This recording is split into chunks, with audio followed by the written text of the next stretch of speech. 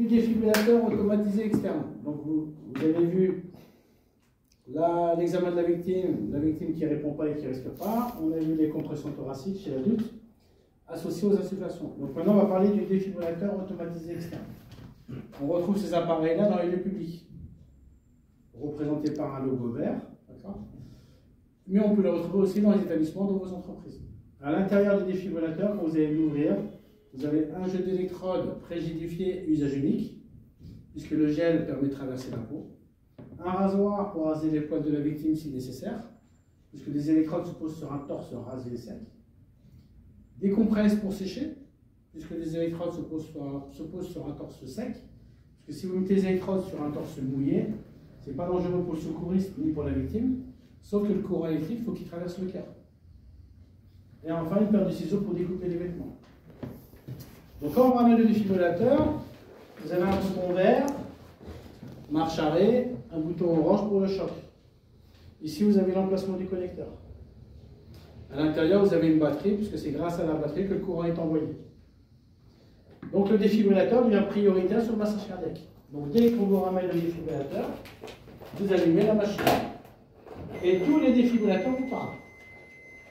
Là, on va écouter. Électrodes sur la poitrine nue du patient comme illustré. Je regarde le film. Connectez les électrodes au niveau de la lumière clignotante. Il va où celui-là? En bas à gauche. Appliquez les électrodes et connectez-les. Celle-ci. En haut à droite. Et enfin. En branche. On connecte. Analyse du rythme cardiaque en cours. Ne pas toucher le patient. Donc je dis aux gens de s'écarter. Choc conseillé. Attention, on va choquer. Chargement en cours. Écartez-vous. Appuyez sur le bouton orange. Donc je Choc. vais appuyer sur le bouton orange et je choque. Choc délivré. Après avoir choqué, Commencez à réanimer. je reprends le massage cardiaque à une fréquence comprise entre 100 et 120.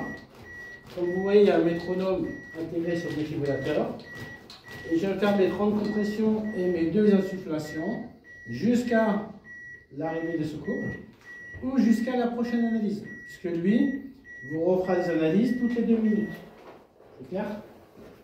Si la victime revient, elle, on n'éteint jamais le défibrillateur et on débranche jamais les électrodes.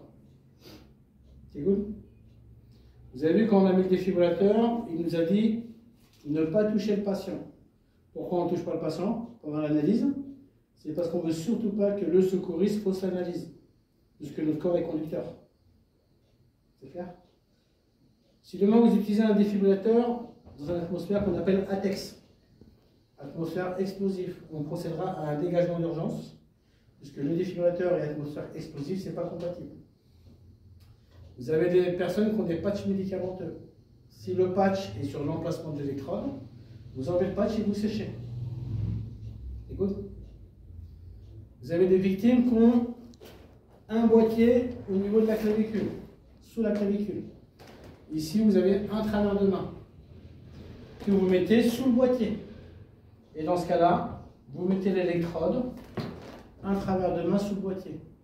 Concrètement, on mettra le défibrillateur 8 cm en dessous du boîtier. Ok? Vous avez des victimes qui ont des fortes poitrines. Donc l'électrode en haut à droite, vous la mettez normalement.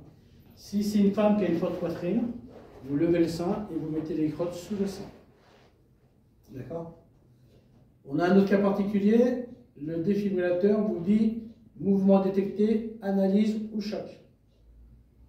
Qu'est-ce que vous faites? On s'écarte. Si le défibrillateur vous dit mouvement détecté, à ce moment-là, vous contrôlerez la respiration. Il peut arriver que vous mettez le défibrillateur et qu'en fin de compte, il vous dit mauvais contact des électrodes. Vous appliquez correctement les électrodes. Malgré ça, il vous dit mauvais contact des électrodes. Vous vous assurez que le connecteur est bien branché. Malgré ça, il vous dit mauvais contact des électrodes. Prenez le jeu d'électrodes et regardez si le jeu d'électrodes n'est pas périmé. Si le jeu d'électrodes est périmé et vous avez un deuxième jeu, vous séchez et vous mettez le deuxième jeu. Si le jeu d'électrodes est périmé et vous n'avez pas de deuxième jeu, vous prendrez le massage cardiaque et bouche à bouche jusqu'à l'arrivée des secours. Pour finir, il existe des électrodes pédiatriques avec des défibrillateurs pédiatriques adaptés.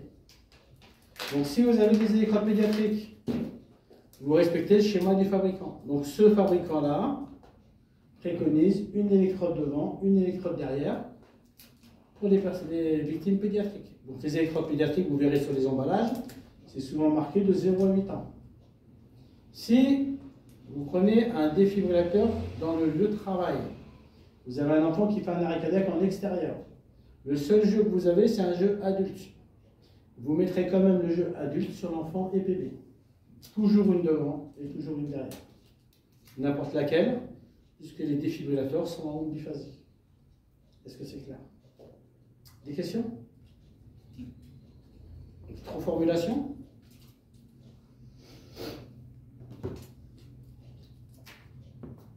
Pour les cas particuliers, je vous invite à faire un PowerPoint.